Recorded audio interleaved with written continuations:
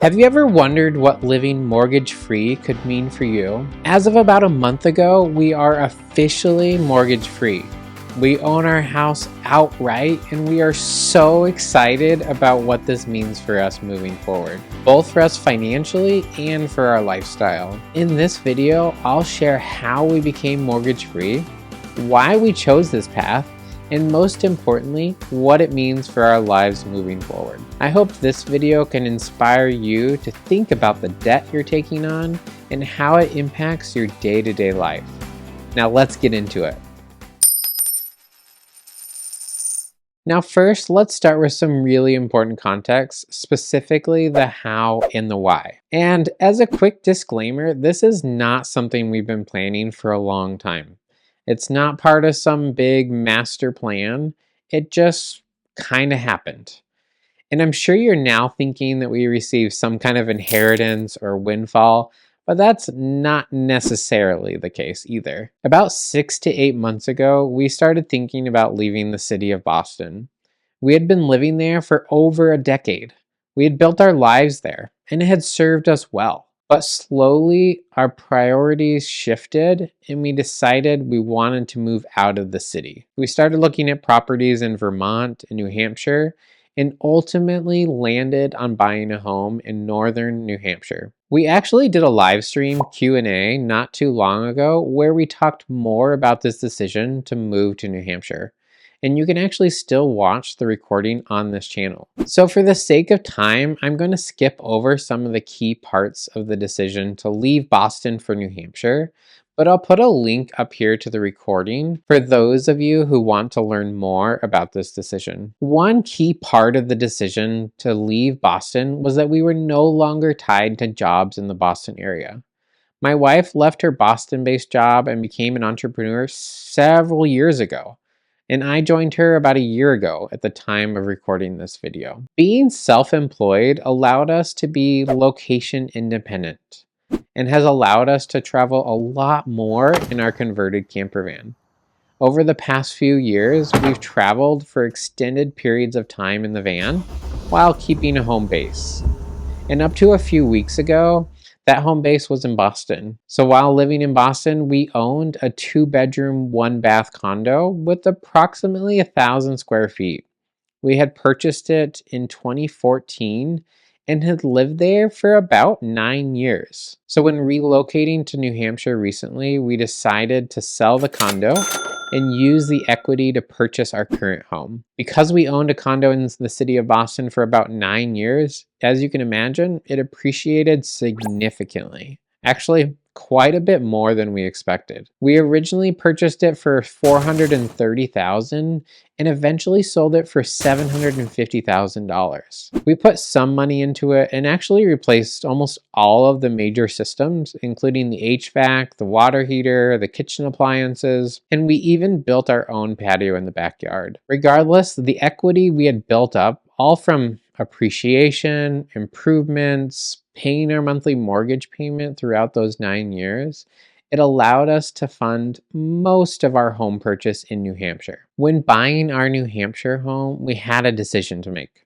We could either bank the proceeds from our Boston condo, use some towards a down payment, and then take out a mortgage and invest the difference. Or we could supplement the proceeds from the condo with some other cash or investments that we had to buy the home outright without taking out a mortgage. Now, before I go any further, this video is not an attempt to solve the ongoing debate about whether it's better to invest or pay down your mortgage, but instead to explain our thought process and also to point out how living mortgage-free can positively influence your financial and daily life. As you know from the title of this video, we ultimately decided to go the mortgage-free route. So why exactly did we decide to make this decision? I'm going to explain that next.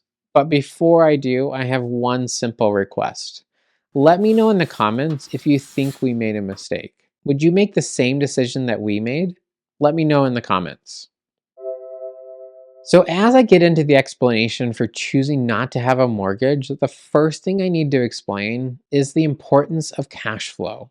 to us in our particular situation right now. A very common talking point in the debate between investing more money versus paying down the mortgage is that calculation of what is better over the long term. Those of you who have followed the channel for a long time or who are already subscribed know that we do think about the long-term implications when making lifestyle decisions. And if you aren't already subscribed, you might as well go ahead and hit that button so that you can get to know us better. This channel is, after all, focused on that intersection of lifestyle design and financial independence. But for us right now, a major priority is our short-term cash flow. As I mentioned earlier, I recently left my high-paying job. The simple fact is we make significantly less money than we did 2 years ago. We are intentionally prioritizing time freedom and flexibility over making as much money as possible. As we adjust to this new lifestyle, we need to make sure that we can easily cover our living expenses. This is truly the hardest part of Coastfi. We're huge fans of the flexibility and the freedom that a Coastfi lifestyle can offer.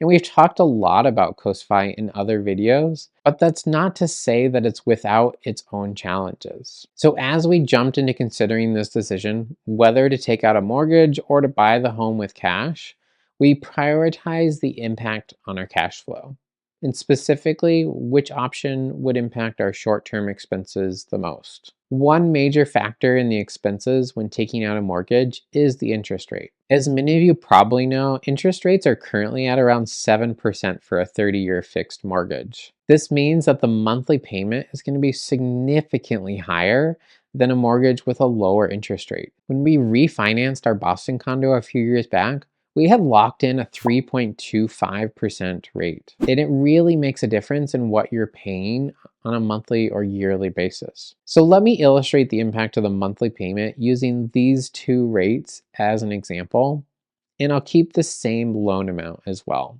So if you were to borrow $300,000 at 7%, your monthly payment would be $1,996. Compare that to a 3.25% rate, which is what we had.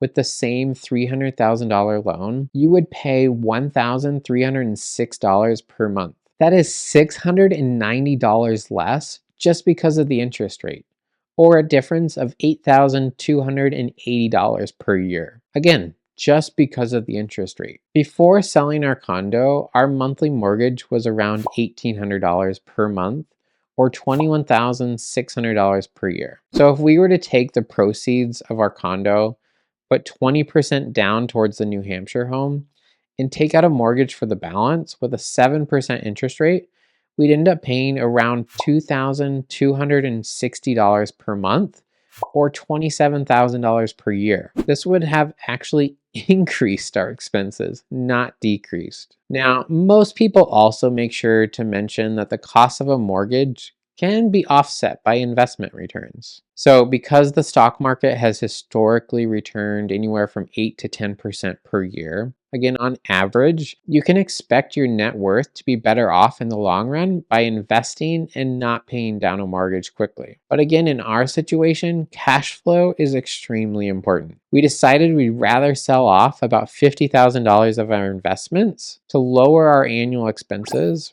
rather than to over leverage ourselves while we are still adjusting to being fully self-employed. So because of high interest rates and the appeal of lowering our expenses by almost $22,000, we decided to go mortgage free. For us, the real benefit of going mortgage free isn't just financial. By lowering our expenses, we also remove the pressure of needing to generate more income to cover our living expenses. For the past year, as I shared in my recent video about the lessons I've learned since quitting my job, I've debated whether I needed to find another part-time job or do some contract work. By lowering our expenses, it gives us a longer runway to grow the business and do so in a way that's enjoyable to us. And it takes the pressure off of me to find another source of income just for the income. And that alone is worth it, at least to us. So what do you think? Did we make a mistake by going mortgage free? Let me know in the comments below. Being mortgage free to us means not just lowering our expenses, but also increasing our freedom and flexibility. And we can do that before reaching financial independence. And this is yet another reminder of how financial freedom is incremental. By making good financial decisions and investing in your future, you can begin to leverage that incremental freedom to gain more time and flexibility now, not in some distant future or after you've reached financial independence. If you want to learn more about leveraging incremental financial freedom, you have to watch our video on slow financial independence. This is the core mantra of our channel and helps explain why we approach finances in the way that we do. And it can help you create a life that is more fulfilling and enjoyable. Thanks so much for watching this video, and as always, enjoy the journey.